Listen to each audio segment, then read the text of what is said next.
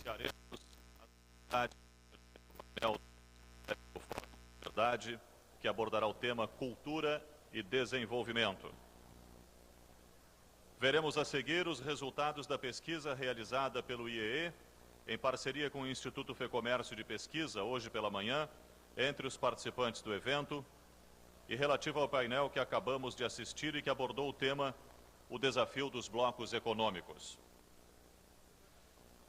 Qual o principal motivo que faz você pensar que o Brasil será um país desenvolvido?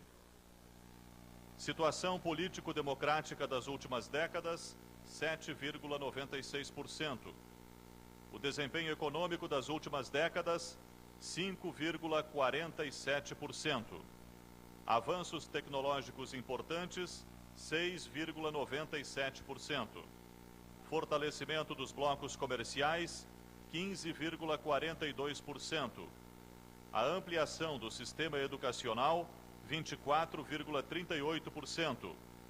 O amadurecimento cultural brasileiro, 20,9%. Recursos naturais disponíveis, 11,44%. Outra razão, 3,98%. E nenhuma alternativa, 3,48%.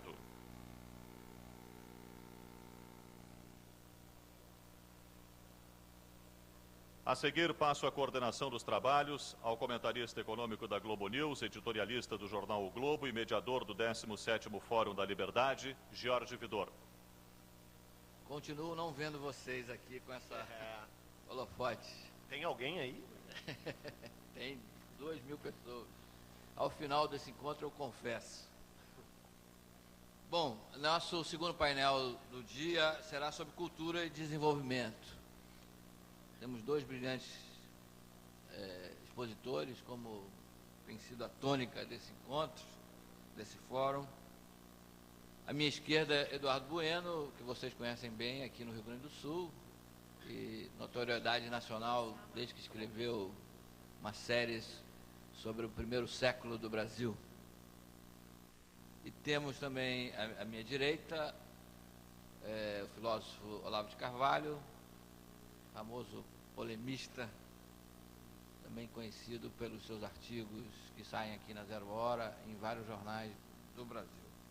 Cada um deles vai ter 30 minutos e depois vamos ter aquelas perguntas que nossas recepcionistas estarão apanhando com vocês, no mesmo estilo dos dois outros painéis. Eduardo Bueno vai fazer um depoimento febril, porque ele está com 38 graus de febre. Então está fazendo um esforço pessoal para estar presente aqui com a gente. Eduardo, você começa. Obrigado. Bom dia, obrigado por terem vindo. Mais um fórum, mais um sucesso. É a segunda vez que eu participo. A primeira foi há 4 anos atrás. Inclusive, eu vivi os últimos 4 anos com o dinheiro que eles me pagaram da palestra dos últimos 4 anos atrás. Você sabe que os liberais são muito liberais no pagamento de dinheiro também. Só que aquela vez eu tinha preparado um texto extraordinário, etc. E a apresentadora, Ana Amélia Lemos, disse: Eduardo Bueno, 12 minutos. E a piada que eu tinha planejado inicialmente tinha 8 minutos, portanto, né? E dessa vez, com a lei de Murphy, evidentemente nada preparei e ainda estou delirante e febril. Mas como Paris também é febril e delirante, talvez a gente consiga atingir alguma coisa. Eu sou obcecado pelo século XVI, eu adoro o século XVI no mundo inteiro, mas especialmente nas Américas. É o momento em que se dá o grande encontro, o grande choque cultural entre nativos e europeus, e é um momento que, na minha opinião, pelo menos, fundamentou muito da trajetória, não apenas do Brasil, mas de todas as Américas.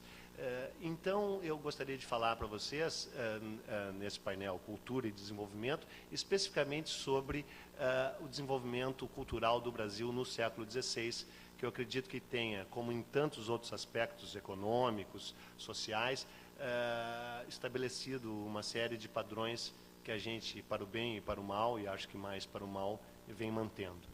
Na verdade, a colonização portuguesa do Brasil se inicia em 1549. O que veio antes foi uma espécie de ensaio geral não muito bem concretizado. O país foi descoberto oficialmente, você sabe, em 1500, provavelmente já era conhecido desde 1498, embora não existam provas documentais sobre isso. Se supõe que em 1498, 4 anos depois da assinatura do Tratado de Tordesilhas, assinado em 94, Portugal tenha enviado expedições para ver aonde passava o limite desse tratado em terras ainda desconhecidas ao sul do Equador, nesse período, 1548. Bartolomeu Dias, o grande navegador, o primeiro a ter dobrado o Cabo da Boa Esperança, que aliás ele batizou muito propriamente de Cabo das Tormentas, né? O rei Dom João III, que entendia tudo de marketing, é que mudou o nome para Cabo das Tormentas, da Boa Esperança, já que ele não tinha que passar por lá. O Bartolomeu Dias teria vindo em 1498 e largado no sul de São Paulo, em Cananéia, um dos personagens mais intrigantes da história do Brasil, muito pouco estudado, infelizmente. Eu acho que deveria haver uma concentração maior no estudo dessa figura, o chamado bacharel de Cananéia. É interessante que o primeiro degradado brasileiro tenha sido um bacharel. Né? Bacharel é aquele cara que tinha se formado numa universidade, numa faculdade. Né? Mas, segundo um historiador paulista, João Francisco de Almeida Prado, bacharel em 1500 no século XVI, poderia querer dizer também pessoa que fala demais.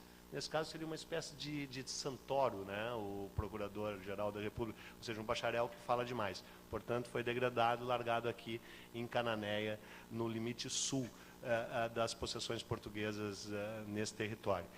Ao mesmo tempo, uma outra expedição, em 1498, também teria ido ao Maranhão com o Duarte Pacheco Pereira, que muitos consideram o verdadeiro descobridor do Brasil, etc. Essas são polêmicas que eu acho que deveriam ser aprofundadas, mas que não estão diretamente ligadas ao nosso tema. O fato é que em 1500 o país é oficialmente descoberto por Portugal.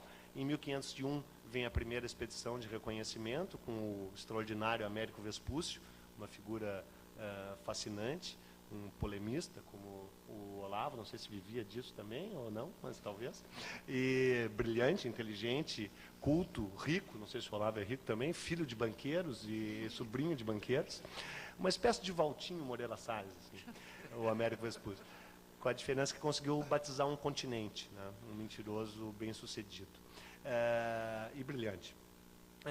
E o Américo Vespúcio define os destinos do Brasil por pelo menos 50 anos, porque na sua carta ao rei ele diz, depois de 10 meses percorrendo as costas, o litoral desse território, não encontramos coisa de metal algum, apenas uma infinidade de árvores de pau-brasil. Se inicia então a primeira privatização do Brasil, né? O Brasil é entregue a um consórcio liderado por Fernando de Noronha, na época chamado Fernão de Loronha, era o seu verdadeiro nome, e durante 12 anos esse consórcio tem o monopólio da exploração do pau-brasil nesse território, e é a única coisa que acontece aqui. Em 1516 é descoberto o Rio da Prata. O Rio da Prata tem uma importância infinitamente maior na história do Brasil do que em geral o colégio nos faz supor. Portugueses e espanhóis ficam obcecados pela conquista do Rio da Prata, porque por esse rio se chegava, segundo os indígenas, e era verdade, a montanhas eternamente cobertas de neve, onde vivia um povo riquíssimo, que usava ouro e prata nas suas próprias vestimentas, cujos pratos eram de ouro, os talheres eram de pratas, e isso tudo era verdade, porque eles estavam descrevendo o Império Inca. A melhor maneira de chegar no Império Inca era subindo o Rio da Prata, subindo o Rio Paraná, subindo o Rio Paraguai, para se atingir a Cordilheira dos Andes, porque o Pacífico, o Oceano Pacífico, não tinha sido ainda descoberto pelos europeus. Quer dizer, havia um vislumbre dele tomado lá no Paraná, no Panamá, em 1513, mas na verdade não se sabia da existência do Pacífico. E então toda a colonização do sul do Brasil, a expedição do Martim Afonso de Souza, em 1530, a fundação de São Paulo, de certa forma, em 1554, estão todas diretamente ligadas à obsessão dos portugueses e espanhóis de conquistarem o Império Inca. O Império Inca acabaria sendo conquistado por outra via, né, pela via do Panamá e do Pacífico, pelo Francisco Pizarro, mas os portugueses só perceberam que o território conquistado pelo Pizarro em 1539 era o mesmo que eles estavam buscando, só perceberam isso em 1550, 1548. E justamente nesse período, no intervalo entre essa busca pelo Rio da Prata e a desilusão provocada pela descoberta do Peru pelos espanhóis, houve o período chamado Capitanias Hereditárias, que vocês estão cansados de saber no tempo do colégio, embora ele seja muito mais dinâmico, muito mais intenso, muito mais vibrante do que qualquer aula de segundo grau nos tenha feito supor, e tenha herdado e tenha legado ao Brasil muito mais coisas que a gente supõe em geral, como a estrutura fundiária, como a grande concentração de renda, como o início da lavoura canavieira, né? Tudo isso se inicia no período das capitanias hereditárias, que vai de 1532 a 1548. Então, é que, na verdade, vai se iniciar a plena colonização portuguesa do Brasil, em 1549, quando o Tesouro Real português, pela primeira vez, decide investir o seu dinheiro na colonização do país, da colônia, no caso. O Brasil vivia um assédio muito grande por parte dos franceses, que foi realmente os que lucraram com o pau-brasil, e lucraram muito. Os franceses estabeleceram uma relação com os indígenas muito mais equilibrada e eficiente e lucrável do que os portugueses. Eles vinham, obtinham o pau-brasil em vários lugares da costa brasileira e estiveram a um passo de se tornarem senhores da costa brasileira, muito mais do que a história tradicional nos deixa entrever. Então, em 1549, o rei de Portugal, em função de várias coisas, entre elas a ameaça dos franceses, decide definitivamente ocupar o Brasil e funda a cidade do Salvador. Quando ele funda a cidade do Salvador, cuja data estabeleceu-se comemorar no dia 25 de março de 1549, embora na verdade esse seja apenas o dia que eles desembarcaram na Bahia, é que realmente o Brasil começa a se incorporar à Europa, ao grande jogo de trocas mercantis do Atlântico e a ser um país de origem, realmente um país colonizado por portugueses. Desembarca junto com Tomé de Souza, o governador-geral, todo o aparato burocrático administrativo do Brasil. O primeiro, vem um desembargador, bastante já interessado na sua aposentadoria, é um fato, porque várias vezes ele envia cartas para o rei perguntando quando ele, enfim, se aposentará. Esse homem se chama Dr. Pero Borges, foi o primeiro ouvidor geral do Brasil. Ele seria o primeiro ministro da Justiça. É um homem de um passado interessante, porque em 1546, quando ele era desembargador em Elvas, no norte de Portugal, ele foi encarregado de controlar a construção de um aqueduto em Elvas. E quando o aqueduto ficou pronto pela metade, ele deveria ir daqui até o fim da sala e parou na metade. Naquela época acontecia isso, hoje a gente jamais voltou a ver uma obra que para pela metade. Naquela época primitiva, a obra parou pela metade. Então a água vinha, em vez de chegar onde tinha que cair, caía ali. O povo se reuniu, indignado, ele mandou uma petição para o rei e disse, que fim levou o resto da obra do aqueduto? Descobriram que o dinheiro da obra tinha sido desviado, e se descobriu depois de uma comissão parlamentar de inquérito, acreditem ou não, chamava-se assim, que quem havia desviado a verba tinha sido o desembargador Pero Borges. O desembargador Pero Borges, então, foi julgado, condenado e preso, enviado ao presídio do Limoeiro, em Lisboa, um presídio terrível. De lá ele pegou o seu celular, naquela época, 1546, era possível ligar de celular de presídios, hoje está totalmente proibido isso, e telefonou para o rei Dom João III e disse, rei, só eu, porque só o Paulo César, lembra da Alma Ferreira? Porque só eu, rei. O rei, tá certo. Então vamos fazer o seguinte, você devolve metade da verba, isso está tudo documentado, os autos desse processo foram encontrados pelo historiador Capistrano de Abreu, evidentemente a parte do celular não é verdadeira, fora a parte do celular é tudo verdade, parece filme do Orson Welles, mas é verdade. E os autos do processo foram encontrados pelo historiador Capistrano de Abreu, publicados num livro chamado História da Colonização Portuguesa do Brasil.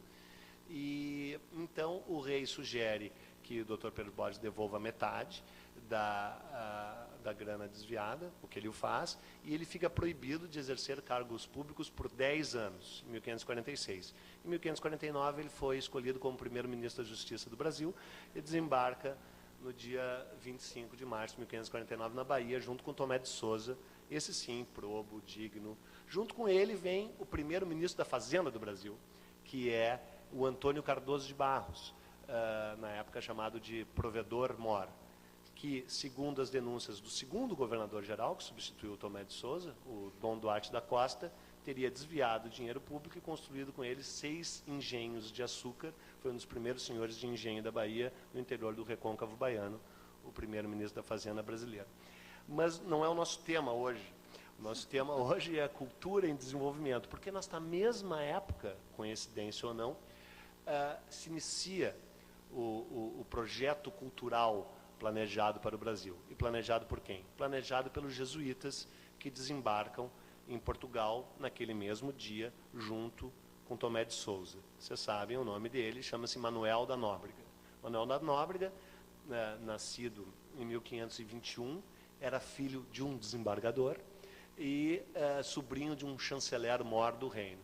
Havia decidido seguir, como todo filho de desembargador, a carreira de desembargador, porque os desembargadores poderiam indicar os seus sucessores e, em geral, indicavam os próprios filhos. A questão é que Manuel da Nóbrega, tendo estudado em Salamanca, onde estudavam os desembargadores portugueses, na Espanha, era gago, estava com febre, vai ver quando foi fazer o exame dele, que nem eu, com 38 graus, deu um depoimento errático, inconstante e febril, que nem esse meu, e, portanto, foi reprovado. E, ao ser reprovado, vendo o mundo o despicar, decidiu despicá-lo dele. É assim que um biógrafo explica por que o padre Manuel da Nóbrega resolveu se tornar um jesuíta, um soldado de Cristo. Os jesuítas, a Companhia de Jesus havia sido criada por Inácio de Loyola. Não sei se vocês viram o filme A Paixão de Cristo, de Mel Gibson. O personagem principal, na verdade, não é Cristo, é o Inácio de Loyola. É um cara que se açoitava o tempo inteiro. Inácio de Loyola, nascido em 1466, creio eu, na Espanha, era um fidalgo de vida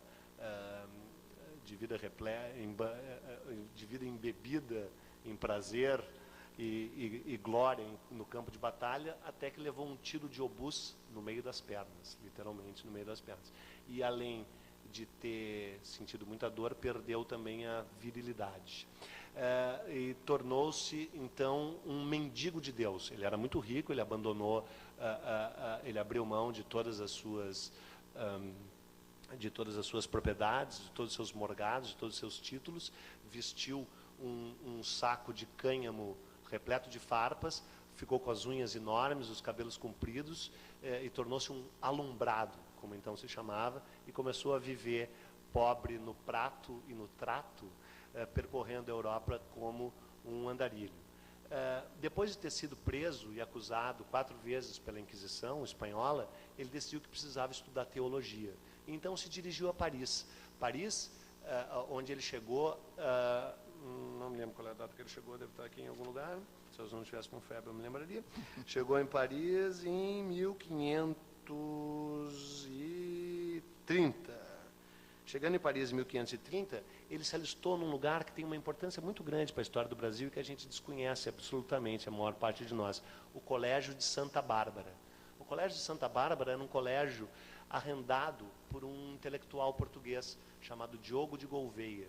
Diogo de Gouveia era um dos principais assessores do rei Dom João III de Portugal, e fora dele a ideia de dividir o Brasil em capitanias hereditárias.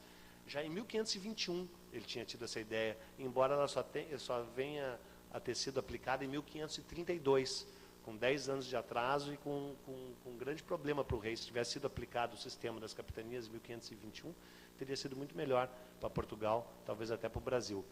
Dom Diego de Gouveia era um humanista, tanto é que tinha convivido intensamente com Erasmo de Roterdã e conheceu o próprio Lutero. Essa Paris do século XVI era o único lugar onde realmente se podia discutir teologia, discutir os caminhos do cristianismo, sem os horrores persecutórios que já estavam ocorrendo na Península Ibérica e sem o fervor incendiário que já se alastrava pela Alemanha e pela Inglaterra e pelos Países Baixos. Na Paris dessa época havia inclusive essa discussão muito intensa. E o Diogo de Gouveia era dono desse colégio de Santa Bárbara, onde o próprio Erasmo estudou e onde depois estudaria o Miguel de Montaigne, né? E nesse colégio é onde se matricula o Inácio de Loyola. E ali ele estabelece relações com alguns nobres portugueses que estudavam lá também e os convence a abandonarem o colégio depois de formados e peregrinarem até Jerusalém a pé para converterem o coração dos turcos, como eles então chamavam qualquer povo muçulmano. Mas Solimão o Magnífico havia conquistado várias posições no Oriente Médio e a jornada se tornou impossível para eles. Então eles voltam para Roma, saem de Paris, vão até Veneza e se dirigem a Roma, conseguem uma audiência com o Papa Paulo III e conseguem a autorização para criar a Companhia de Jesus. A Companhia de Jesus viria a se tornar a mais ferrenho instrumento de defesa da contra-reforma luterana, né? Em 1517, vocês sabem, Lutero havia pregado as suas 97 teses na porta de uma igreja na Alemanha e rachado para sempre o cristianismo, dividindo entre protestantes e católicos. Dentro dos católicos, a ala mais extremamente radical é representada justamente pelos jesuítas. Os jesuítas concluem que, como tinha sido a partir de uma leitura, segundo eles, equivocada da Bíblia, que Lutero havia tirado a ideia, segundo eles, absurda, de que poderia se dirigir a Deus diretamente, sem a intermediação do clero, os jesuítas concluem que todo tipo de leitura, desde que não orientada por alguém superior, é nefasta aos interesses dos seres humanos. E eles decidem, depois que eles começam a se espalhar com mais força pela Europa, mas especialmente por Portugal. E por que por Portugal? Porque os primeiros discípulos do Loyola, como eu falei, que ele arrebatou em Paris, eram portugueses. E o primeiro país a aceitar plenamente os jesuítas, a incorporá-los e depois a entregar em suas mãos toda a direção da educação e da cultura do país, foi justamente Portugal. Inclusive foi o único lugar onde isso realmente aconteceu com grande intensidade. Aconteceu um pouco na Espanha também, mas muito mais em Portugal.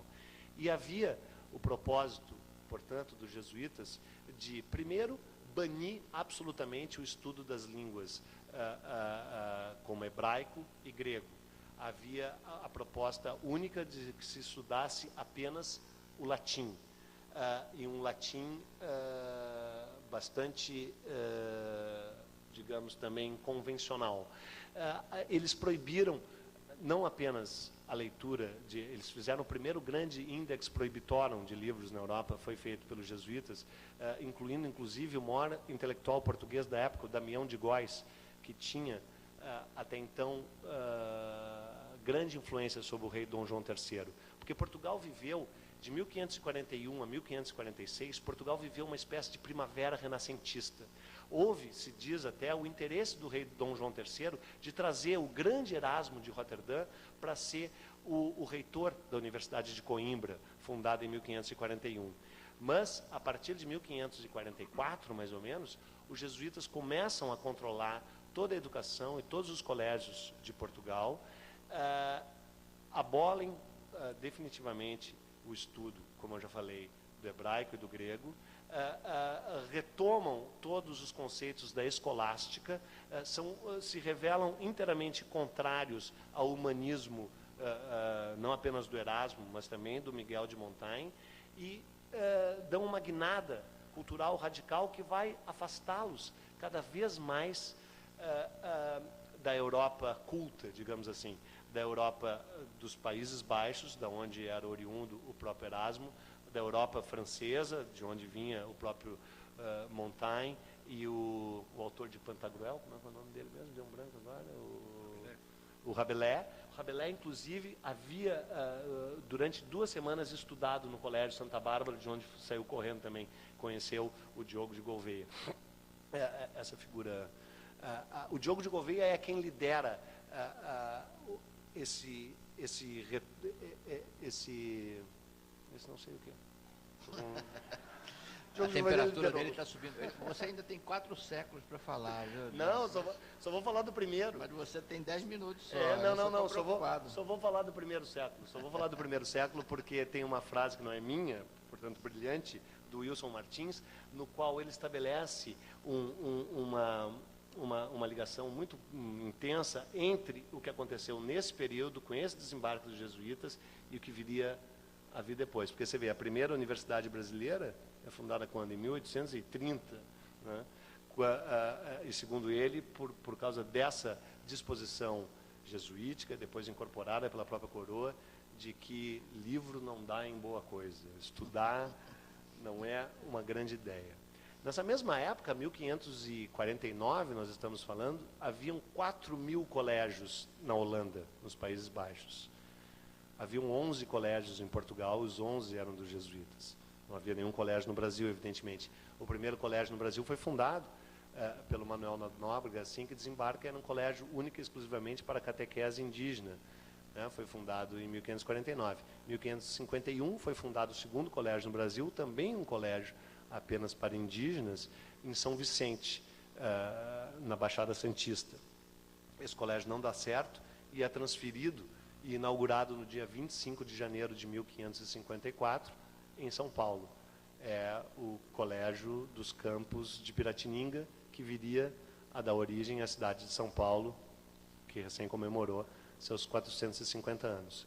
Mas esses colégios eram, como eu já falei, colégios exclusivamente para alunos indígenas ou então para noviços que quisessem ingressar na Companhia de Jesus.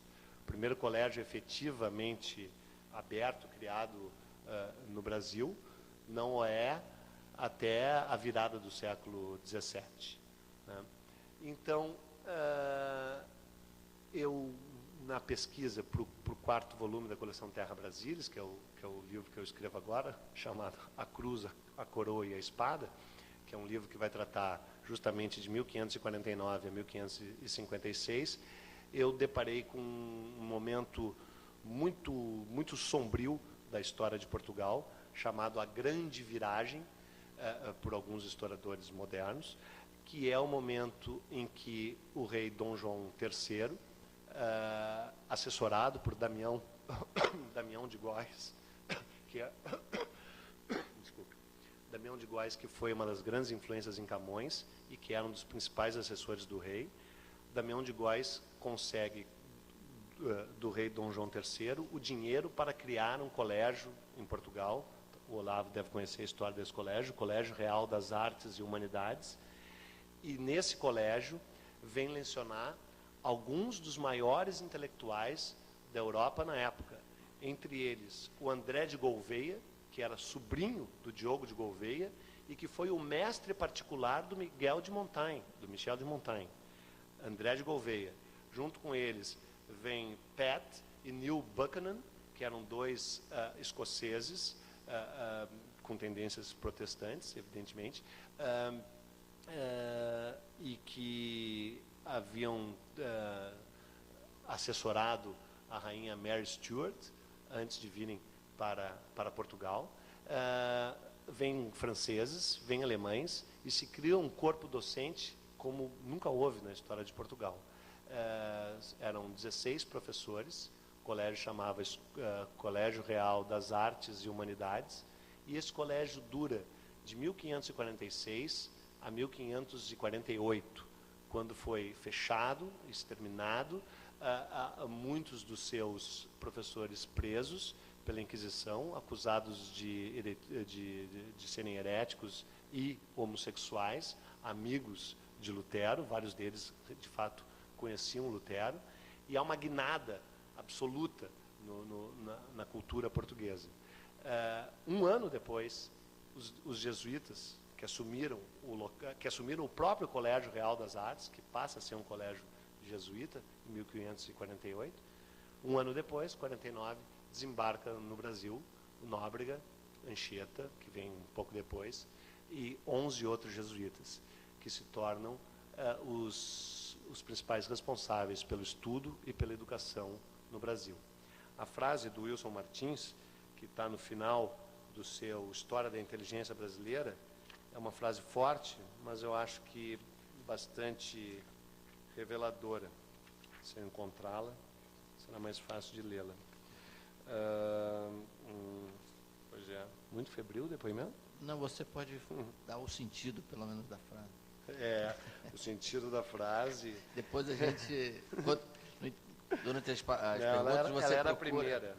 A colônia se desenvolveria sem livros, sem universidades, sem imprensa, sem debates, sem inquietações culturais. Em uma palavra, sem o frescor do humanismo renascentista.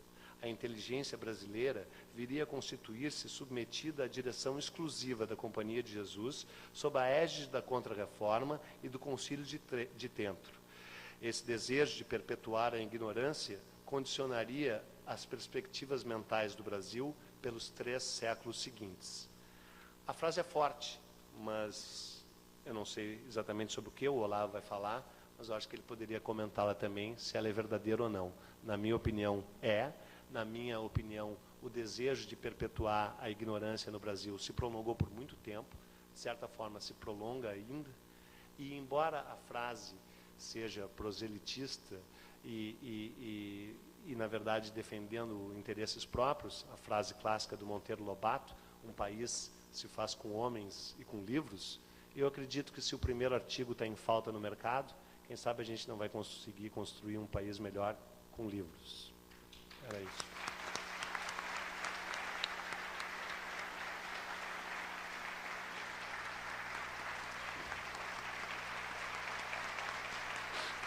Obrigado. Obrigado. Bom, imagine se ele estivesse em febre, né? Agora passo a palavra para o Olavo de Carvalho, que vai falar sobre os 4 outros séculos. Os que eu deixei. Em São Paulo tem um conjunto de rock chamado Aquilo Deu Nisso. Esse poderia ser o título aqui da conferência. Eu deu o começo, eu vou dar o fim. Esse estado de coisas que o Eduardo começou a descrever, ele culmina, a meu ver, na Constituição de 1988, quando ela define a cultura como aquilo que dá testemunho do modo de ser de um povo. Ora, aquilo que dá testemunho do modo de ser de um povo pode ser, por exemplo, um noticiário policial diário. Nós não podemos negar que o narcotráfico seja uma expressão do modo de ser nacional do presente. Então, narcotráfico é cultura, prostituição infantil é cultura e assim por diante. Este artigo da Constituição, ele expressa, vamos dizer, uma espécie de horror à ideia qualitativa de cultura. Algo que eu creio que isso tem algo a ver com este fundo aí que você descreveu. Ou seja, a cultura não é definida mais, nesse sentido, nem como cultivo e nem como culto. Ora, a ideia de cultivo pressupõe a ideia de melhoramento. Ou seja, a cultura não pode ser simplesmente aquilo que dá testemunho de um estado de coisas, mas aquilo que melhora e eleva esse estado de coisas justamente ao contrário de simplesmente dar um testemunho passivo e não valorativo. A ideia de cultura, além de estar ligada a cultivo, também está ligada à ideia de culto, que é a mesma coisa que devoção. Então, esta ideia implica necessariamente a ideia de algo que é melhor, de algo que merece a nossa atenção, merece o nosso amor, merece o nosso respeito. E esta ideia de valor culmina, então, naquilo que Platão chamava o supremo bem. Ora, nós sabemos que o supremo bem não é uma coisa muito fácil de você definir ou encontrar, ou mesmo intuir de longe. Mas esta dificuldade mesma faz parte da própria dinâmica da cultura, onde, ao longo dos milênios, nós vemos uma sucessão de esforços humanos para conceber o que seria o supremo bem ou a suprema meta da existência. A necessidade de ter um supremo bem, ela é tão grande que no século XX, um grande psiquiatra, Viktor Frankl, diz que a perda da noção do sentido da existência, ou da noção do supremo bem, está na base de todas as neuroses e psicoses. E Viktor Frankl descobriu isso em circunstâncias particularmente dramáticas, pois sendo prisioneiro de um campo de concentração, ele desde o primeiro dia ele teve a preocupação de se perguntar qual a diferença decisiva que fazia com que algumas pessoas suportassem aquela provação bravamente e saíssem até engrandecidas, enquanto outras se degradavam e desmontavam como uma montanha de geleia. E ele descobriu que as pessoas que se saíam melhor daquele desafio eram aquelas que tinham uma meta ou um valor ao qual servir, ou como diz ele, o sentido da vida. Então, a cultura, ao longo dos milênios, foi definida como um conjunto de atividades e de esforços humanos voltados à descoberta, à contemplação do supremo bem ou do sentido da existência. A nossa Constituição nos coloca exatamente nos antípodas disto, definindo como cultura o que quer que, com valor ou sem valor, dê testemunho de um modo de existência. Ora, o modo de existência é um simples estado de coisas, é um dado empírico e não um valor de maneira alguma. Associado a esta, é evidente que isso não é só um fenômeno jurídico, vamos dizer que esse próprio artigo da Constituição, ele dá testemunho do nosso modo de ser. Existe em toda a vida brasileira, em toda a história brasileira, uma espécie de inibição intelectual que aos poucos vai se tornando, vamos dizer, mais do que uma inibição, uma rejeição e até um ódio de tudo aquilo que é elevado, sublime, importante. Isso tudo, então, sendo compensado por um culto das nossas insignificâncias, das nossas misérias. Se você vê, por exemplo, o número vamos contrastar aqui dois fatos. O Brasil teve, entre os anos 30 e 60, um dos maiores filósofos do mundo, aqui, que foi Mário Ferreira dos Santos. A obra do Mário é uma coisa de, quando nós a conhecemos, de deixar com orgulho extraordinário. Nunca ninguém prestou a menor atenção no Mário Ferreira, até hoje ninguém sabe quem é. E os escritos dele estão todos jogados para as traças, até hoje nunca mais foram reeditados. Para compensar, todo ano você vê uma enxurrada de teses de doutoramento sobre sambistas, proxenetas, amantes de políticos, etc, etc. Quer dizer, uma boa parte da nossa atividade universitária, né, é dedicada ao cultivo, né, ao culto daquilo que existe de pior, ou pelo menos de mais insignificante.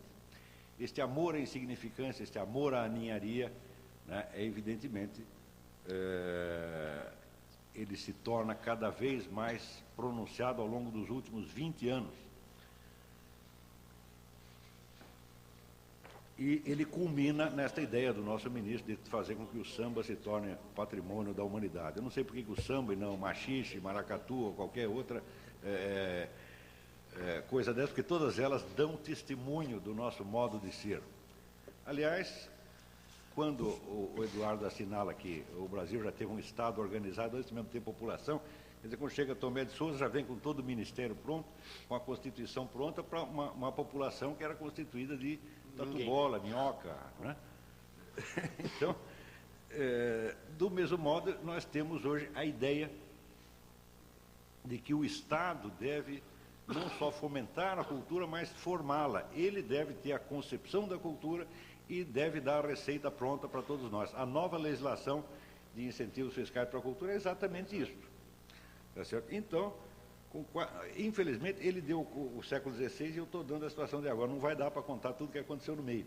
Mas a situação presente é mais ou menos esta. Então, hoje nós entendemos cultura de três maneiras. Entendemos primeiro pelo seu lado lúdico, quer dizer, cultura é divertimento, cultura é show business, cultura é samba e rock and roll.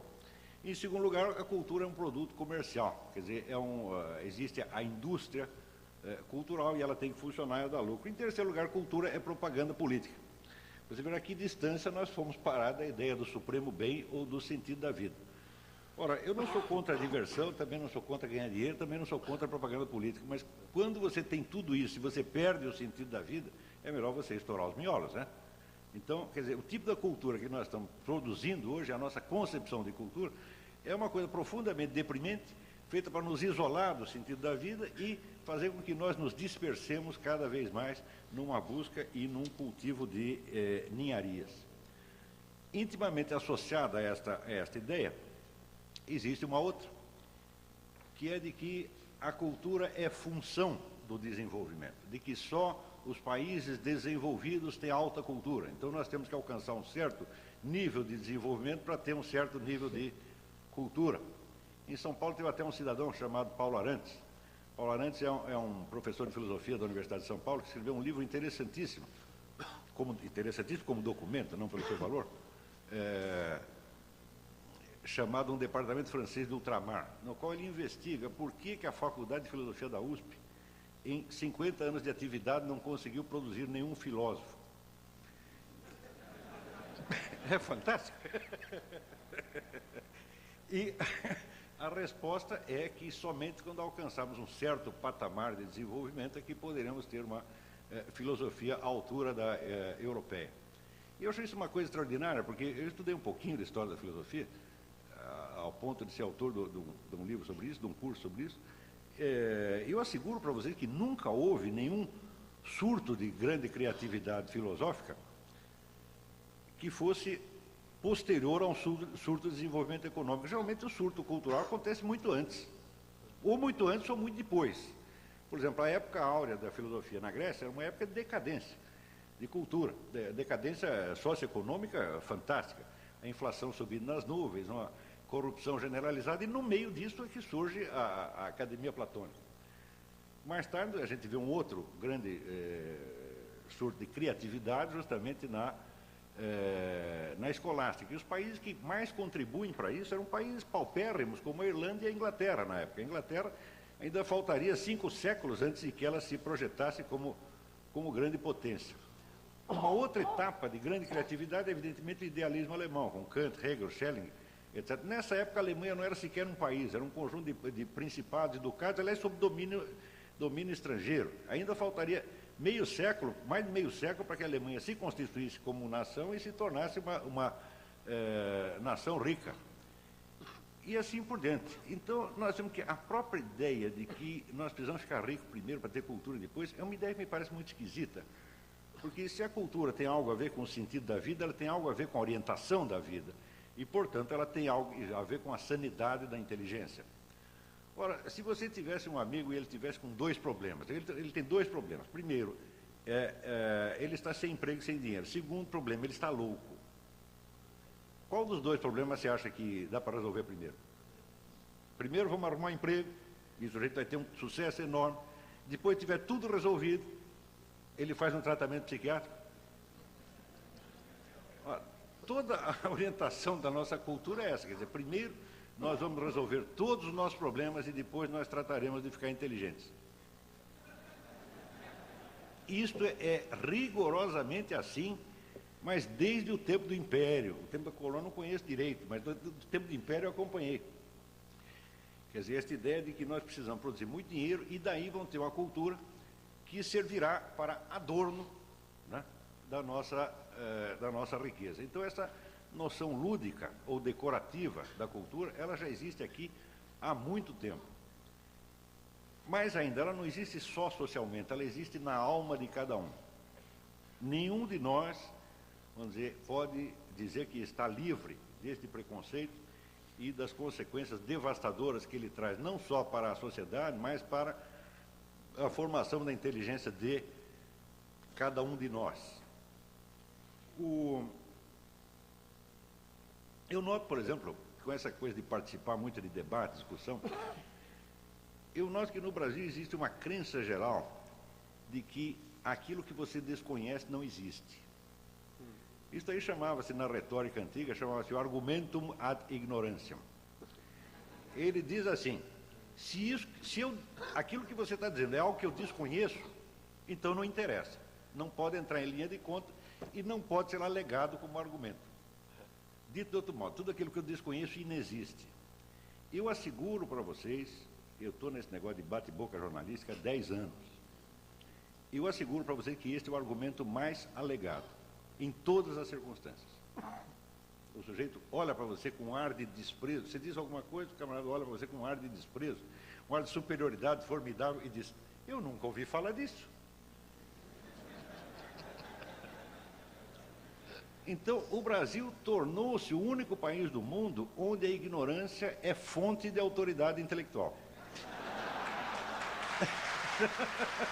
Acontece.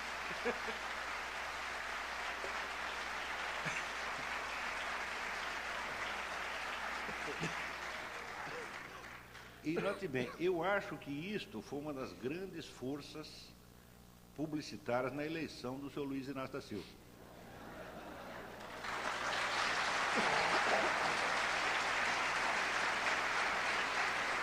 Porque ali se associava a ideia do sujeito pobre com o sujeito inculto. Quer dizer, ele era inculto porque era pobre. É uma ideia absolutamente cínica, porque toda a cultura brasileira foi feita por pés rapados, por pobretões. É Machado de Assis, é Capistrano de Abreu, que ele acabou de citar, é Lima Barreto e assim por diante. Quer dizer, o número de pessoas abençoadas pela fortuna que contribuíram em algum modo para a cultura brasileira é mínimo. Eu creio que é menos de 5%. Claro, você encontra de vez em quando o Joaquim Nabuco, né? O Eduardo Prado. Ele tinha algum dinheiro, mas era um entre cada 100. Tá certo? Quer dizer, a cultura aqui foi sempre feita por gente que veio de baixo. Então, por que associar a ideia de cultura com as classes altas? Ora, então, do meu ponto de vista, o Lula não representava propriamente o homem que veio de baixo, né? E subiu, e que por isso mesmo era vamos dizer, o brasileiro que subiu por seus próprios méritos. Me parecia ao contrário, porque ele, quando se candidatou, já não era um homem pobre. Né? Isso fazia muitas décadas que não era um homem pobre, mas continuava tão inculto quanto no começo. Agora, durante esse período em que o homem foi subindo na vida, ele teve a oportunidade de melhorar o corte da sua barba, de começar a usar ternos Armani, né? Começar a consumir vinhos Romanée Conti, mas não teve tempo para contratar um fonoaudiólogo para corrigir a sua pronúncia.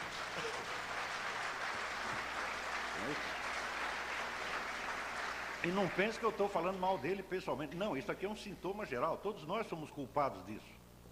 Todos nós damos prioridade a certas coisas e achamos que primeiro, né, nós temos que ter uma belíssima conta bancária, temos que ter um terno Armani, temos isso. Não precisa sobrar tempo, depois até ler um livrinho.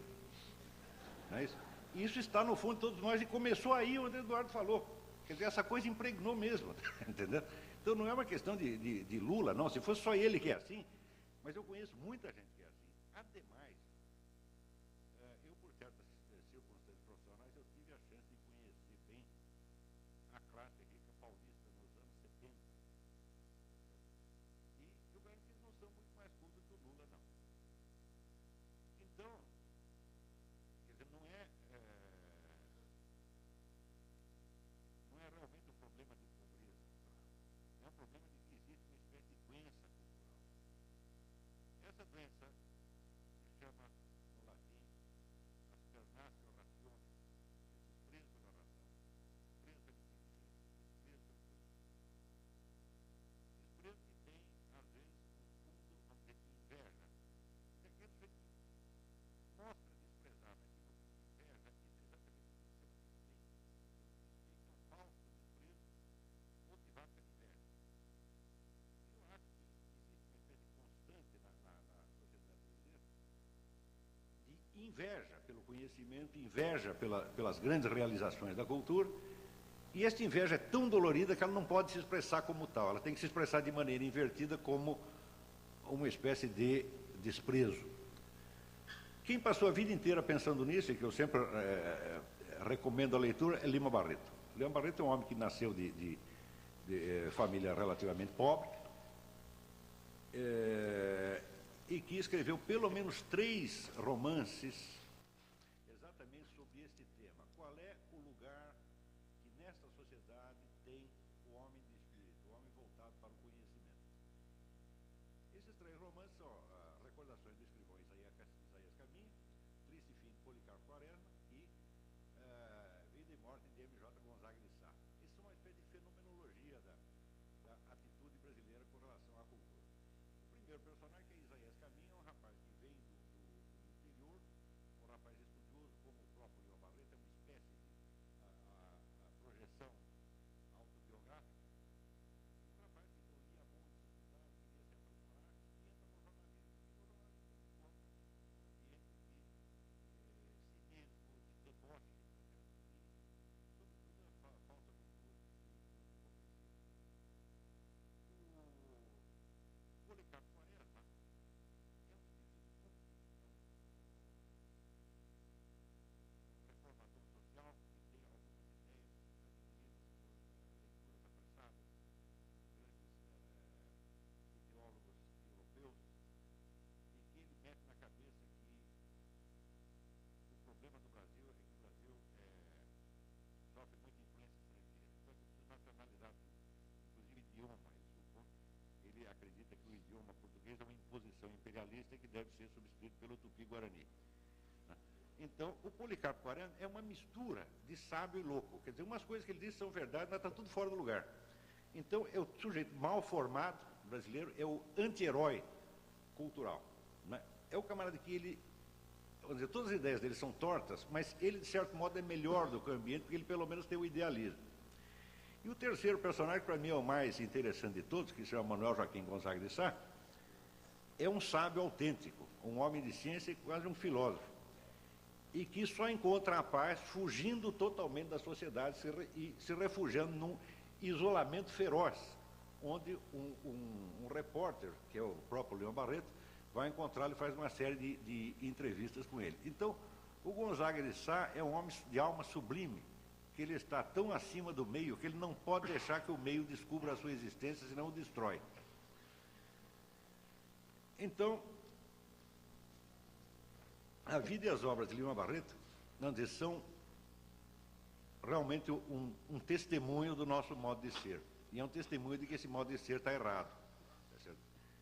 É um testemunho de que a sociedade brasileira tem inveja e despeito pelo conhecimento, de que ela acredita que é possível enfrentar todos os problemas da vida prática sem inteligência, sem cultura, sem o esforço de autoaprimoramento, e, enfim, de uma sociedade que acredita numa cultura que só serve para lisonjeá-la, dando testemunho do seu modo de existência e, ao mesmo tempo, servindo para essas 3 finalidades: a lúdica, a comercial e a político-partidária. Se me perguntarem hoje como é que eu equacionaria os problemas de cultura e desenvolvimento, eu digo, olha, se nós queremos pensar na hipótese de uma cultura que favoreça o desenvolvimento, a primeira coisa que nós temos que fazer é destruir completamente esta cultura que nós temos. E destruir esta autoimagem, vamos dizer, da cultura lisonjeira, lúdica, comercial e propagandística. Nós primeiro precisamos botar na cabeça que cultura significa aprimoramento, autoexigência, significa elevar os olhos em busca de um bem supremo e de um sentido da vida, e significa dedicar a nossa existência a isso, em vez de dedicar o nosso próprio umbigo, né, ao culto das nossas belezas naturais, né, ao culto do nosso modo de existência e assim por diante. O fato de nós termos colocado um sambista no Ministério da Cultura, para mim já é o sintoma final e cabal deste estado de coisas. O próprio Gilberto Gil uma vez se autodefiniu como um pseudo-intelectual de miolo mole, e nós temos que lhe dar razão cabal nisso aí. Não é um homem capacitado a entender os problemas reais da cultura.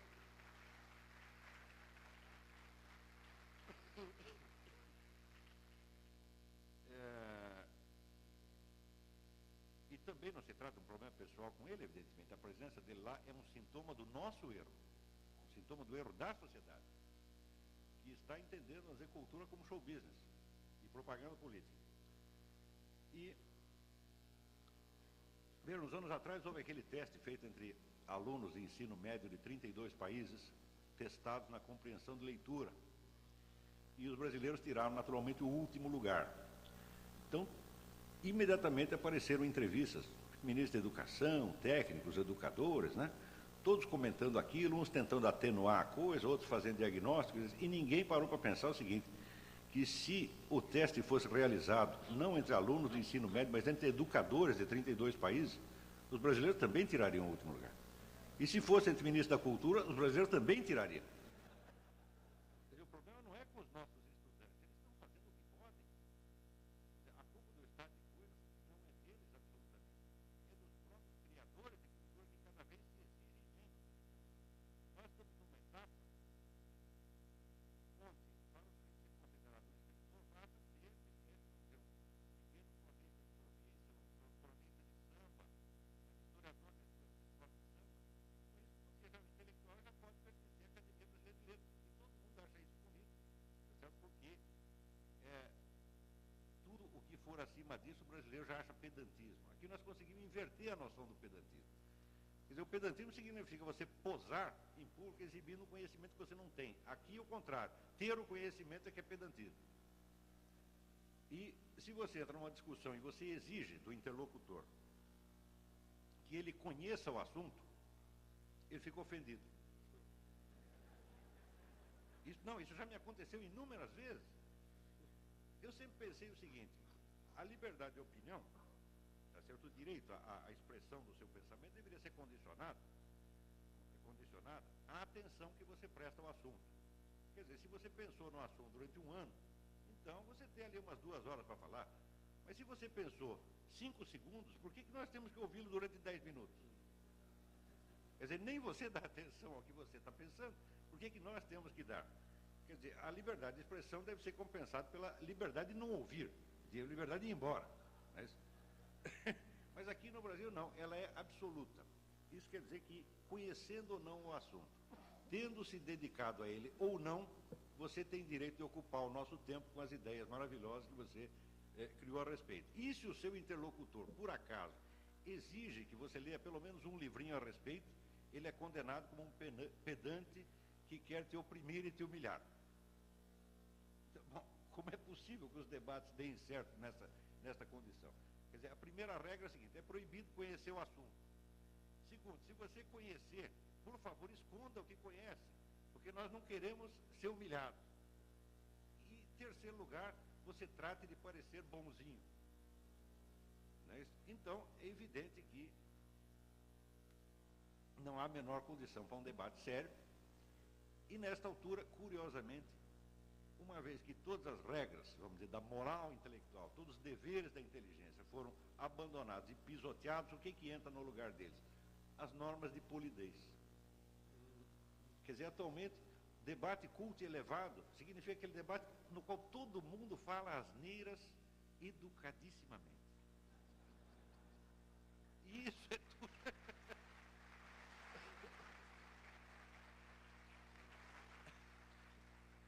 Então, é evidente que esse é um conceito caipira de cultura, né? Porque o sujeitinho culto, ele não sabe distinguir entre uma pessoa mais culta e menos culta. Né? Você não sabe, então você não sabe que o outro sabe. Então ele tem que se guiar por certos sinais exteriores. A polidez deve ser um desses sinais exteriores. Então ele vê as pessoas conversando polidamente, ele deve pensar que são pessoas muito cultas. E este critério é o que vigora hoje. Para mim já aconteceu inúmeras vezes de discutir com pessoas que, pelas suas circunstâncias profissionais, de obrigação de conhecer o assunto. Outro dia mesmo, na Faculdade de Direito de São Paulo, topei com um sujeito que dizia, não, esse aqui é o maior conhecedor de marxismo que tem aqui na faculdade. E ele começa por dizer que nem Karl Marx, nem Engels tem escrito absolutamente nada sobre filosofia da natureza. Eu falei, como não? Engels tem um livro inteiro sobre isso. Existe uma correspondência entre os dois de pelo menos 700 páginas. O próprio Lenin passa anos estudando isso. E como é que o conhecedor marxista não foi falar disso? Só que é o seguinte, eu passei por mal educado.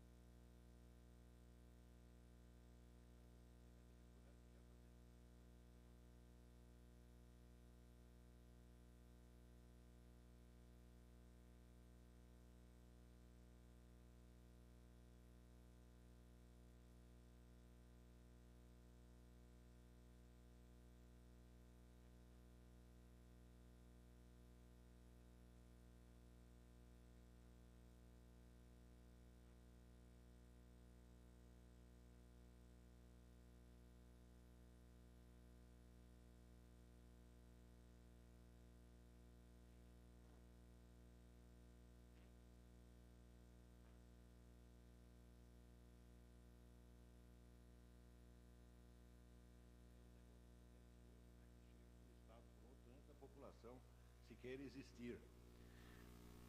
Agora, a mídia no Brasil, ela tem algumas funções ligadas à cultura superior que são diferentes do que acontece nos outros países. Por exemplo, a gente imagina, às vezes, os Estados Unidos como se fosse uma espécie de Brasil mais rico.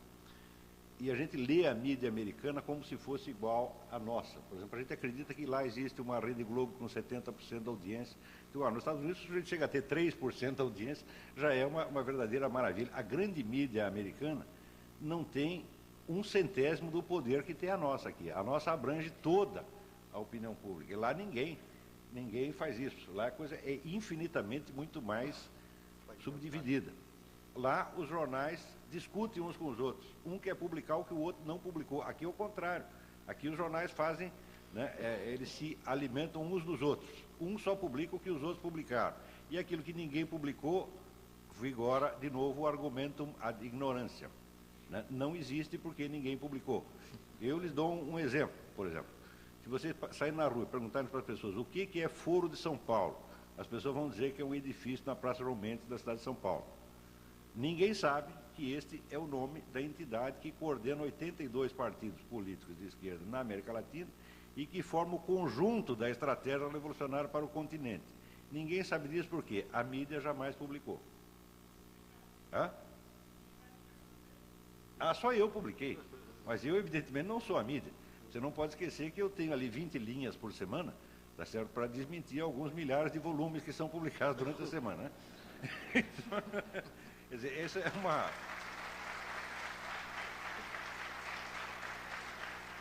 é uma luta desigual. Então, vamos dizer, a uniformidade da nossa mídia, ela faz com que o argumento ad ignorância tenha um peso absolutamente formidável na mentalidade brasileira. Eu posso dizer que o Brasil hoje está separado do mundo por uma espécie de muro de Berlim intelectual. Esse muro de Berlim é feito de papel. São os jornais, bom, tem algumas câmeras de televisão também lá empilhadas, mas o número de notícias importantes que são sonegadas a toda a população brasileira uniformemente é uma coisa incrível. Isso não acontece em mais nenhum outro país, porque os jornais são muito diversificados. Um jornal nos Estados Unidos tem interesse de desmentir o outro. Aqui não.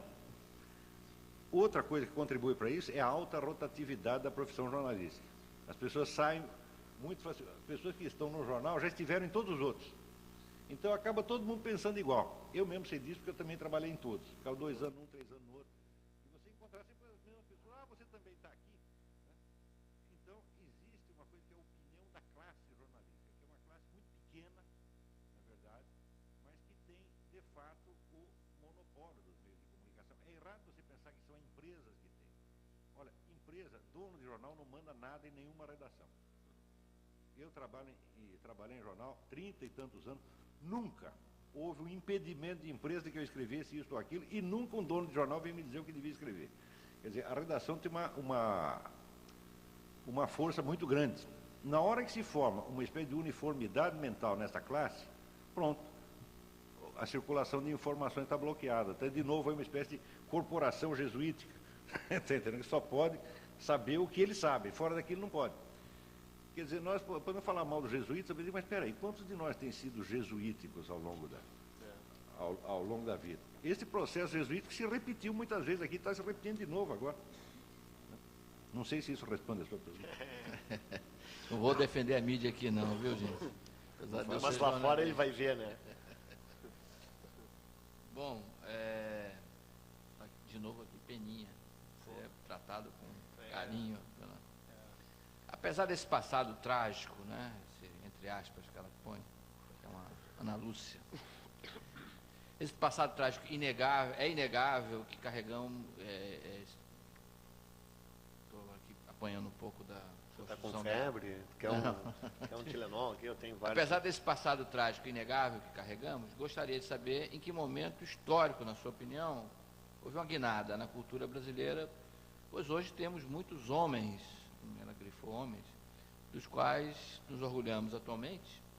Pergunta. Mas ela disse que vocês, por exemplo, os 2 palestrantes, são motivos de orgulho. Né? Obrigado. Olha, Eu não sei se teria havido um momento mais especialmente marcante.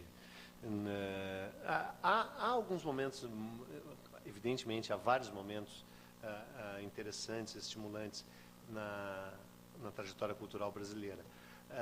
Agora, todos eles têm, não sei, alguma coisa meio estranha, né? Por exemplo, se você parar para pensar na época da chamada Inconfidência, ou Conjuração, como preferem alguns historiadores, mineira, você vai encontrar ali alguns poetas extraordinariamente bons, né? A produção poética naquela época em Ouro Preto, na época da Conjuração Mineira, foi de altíssima qualidade. O Olavo deve estar bem familiarizado com a obra do Cláudio Manuel da Costa, com a Varenga Peixoto, né? Bons poetas do Tomás Antônio Gonzaga. Agora você para pensar quem eram esses homens, né? Que de certa forma passaram para a história até como heróis, né? Eram caras, todos eles ligados à extração de ouro e diamantes, todos eles profundamente endividados com a coroa, todos eles conspirando numa revolta que era do seu próprio interesse, né? E que acabou sobrando única e exclusivamente para o único participante que não tinha dinheiro algum, que era o Tiradentes, que, aliás, se comportou com grande dignidade durante todo o processo e durante todo o seu martírio Mel Gibsoniano. Então, eu não sei. Qual é o grande momento da cultura brasileira e quando é que deu a guinada, Olavo de Carvalho? Eu te pago um pouco do meu cachê para você responder. Bom, se eu soubesse, eu responderia, mas você vai ver, o Brasil tem dois períodos muito bons de criatividade. Primeiro, a segunda metade do século XIX. Claro, com o Lima, com Lógico, com Machado. Na fundação da Fundado com dinheiro da Caixa Econômica Federal. Mas até aquele momento estava indo bem. E o segundo foi justamente o período de Getúlio Vargas. O período de 1937, que é um período de ditadura muito maior que o período de 64, né? Agora se comemorou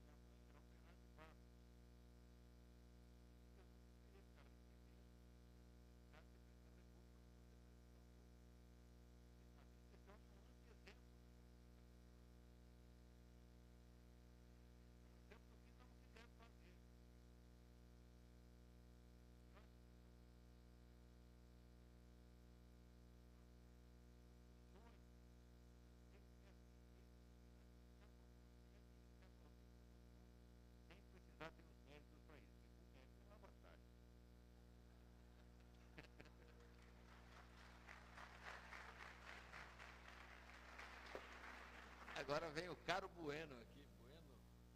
Caro Bueno. Caro Bueno. Eduardo é um estudante aqui da PUC.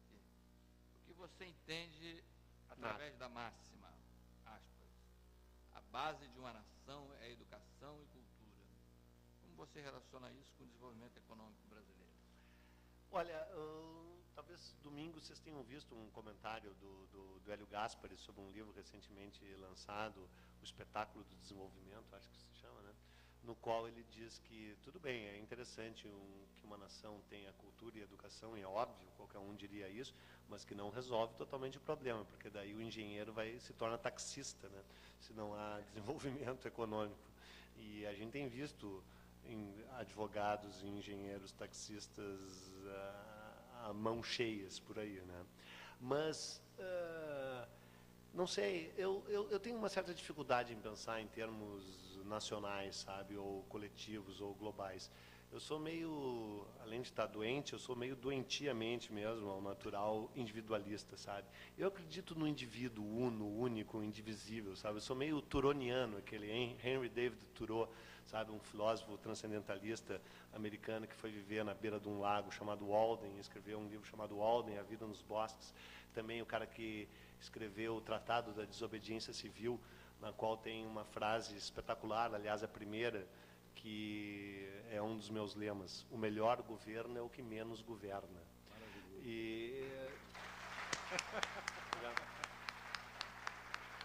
No caso do Brasil, a gente tem tido esse governo há anos, né? Na verdade, no caso brasileiro, a gente tem tido há anos esses governos, um governo faz anos. Mas, na verdade, eu acredito, sabe? Eu sou muito individualista, assim, não nos meus interesses, nem sabe, não sei, eu acho que dá para entender o que eu quero dizer. Eu não acho que eu não seja uma pessoa ativa socialmente, eu acho que eu sou, sabe, eu tenho compaixão pelos demais seres humanos, que é o princípio básico do budismo que eu tento seguir. Eu acredito num mundo melhor, meio hippiemente, utopicamente. Eu batalho por uma sociedade melhor, mas eu acredito mesmo no indivíduo, sabe, o uno, exclusivo, ele próprio. E eu acho que a cultura, como o Olavo colocou, é um aprimoramento pessoal, individual, e que você tem que se dedicar a ela. Então, claro que eu acredito numa nação melhor, num país melhor, num mundo melhor, através da educação e da cultura. Mas é uma jornada individual, única, e independe da tua... Claro, se você chegar num estado de indigência tal, que você não tem nem comida, e no caso brasileiro talvez tenhamos 20 milhões de pessoas nessa situação, e a nossa obrigação está ligada a se preocupar direta e inteiramente com isso, sem ser essa situação, sem ser o cara que está na indigência total, sem ser o marginal absoluto, sem ser o lumpen, todo mundo tem condição de traçar o seu próprio caminho, tanto espiritual quanto culturalmente. E ele citou exemplos de dois dos maiores e mais brilhantes intelectuais brasileiros de todos os tempos, certamente o maior escritor brasileiro de todos os tempos, o Machado de Assis, seguido muito de perto pelo Lima Barreto, injustiçado na sua época, injustiçado até hoje, que fizeram o seu próprio caminho cultural com todas as dificuldades. E nós não sabíamos, ficamos sabendo hoje, que o Olavo de Carvalho também é um desses homens, filho de uma mera lavadeira, de uma, etc. Ao contrário de mim, que já nasci milionário, no Moinhos de Vento. A avó que era lavadeira. A avó. Você não nasceu analfabeto como nós, né? Não, já nasci sabendo tudo isso. Então é isso. Bom, mas nasci sem febre. A reforma universitária está em pauta no país. O que o senhor acha, ou o senhor pensa sobre a reforma esboçada pelo atual ministro da Educação, Tasso Genro? De que forma, se o senhor fosse o ministro, faria reforma para fomentar a intelectualidade? Eu encontrei seria ministro. Desculpa, eu encontrei uns caras do Cacete e Planeta que disseram, mas não disseram ao vivo, que se ele não sabe educar nem a própria filha, como é que ele vai ser ministro da Educação? Mas é perfeito. Não fui eu que falei. Eu não preciso responder, a resposta é essa. Não fui eu que falei, foi o Cacete e Planeta. Eu vou contar um negócio para vocês. Eu dou aula há 25 anos. Eu tenho o meu curso de filosofia, que hoje está instalado numa universidade, mas que sempre foi uma coisa privada, há 25 anos. eu fiz o diabo para que essas pessoas melhorassem, para que elas aprendessem. Eu cometi uma infinidade de erros pedagógicos que hoje eu percebo. E depois de toda essa experiência, eu sei alguma coisa quanto à educação dos meus alunos. Eu sei o que eu posso fazer por eles. Eu jamais me atreveria a ser ministro da Educação. O número de pessoas aqui no Brasil que se é capaz de educar os outros e de planejar a educação é assombroso. Eu acho que a gente tem o maior número de ministros de educação virtuais per capita no universo. Agora, o que falta é assim, é pessoas que estudem e que conheçam a sua disciplina e que sejam capazes de fazer isso. Aqui todo mundo quer ensinar o outro primeiro. Realmente não é assim que se faz. Você vê, eu, com toda essa experiência pedagógica que eu tenho, que não é pequena, eu não me atrevo sequer a pensar em termos de reforma universitária. Se eu tiver alguma ideia boa para a reforma do meu curso, eu aceito a sugestão. Agora, um problema deste tamanho está acima da capacidade de, não o seu Tarso Genro, mas 1 milhão de Tarso Genro. Não é isso aí. Bom, senhores, eu só queria, no papel de mediador aqui, fazer uma colocação final, para a sua reflexão também, Olavo. Também sou um jornalista há muitos anos, já pensei sobre esse papel da mídia que colocamos aqui. De maneira geral, a mídia, grande mídia, né, grandes veículos de comunicações, tem uma tendência conservadora e isso é universal. Eu nunca vi nenhum país em que a chamada imprensa alternativa fosse preponderante, né? Eu acho que, na verdade, isso é um reflexo do que a opinião pública quer. Eu acho que a opinião pública é que determina essa linha de uma maneira geral. Mas isso dá um outro debate. Eu queria agradecer a presença de vocês aqui, parabenizar os dois ilustres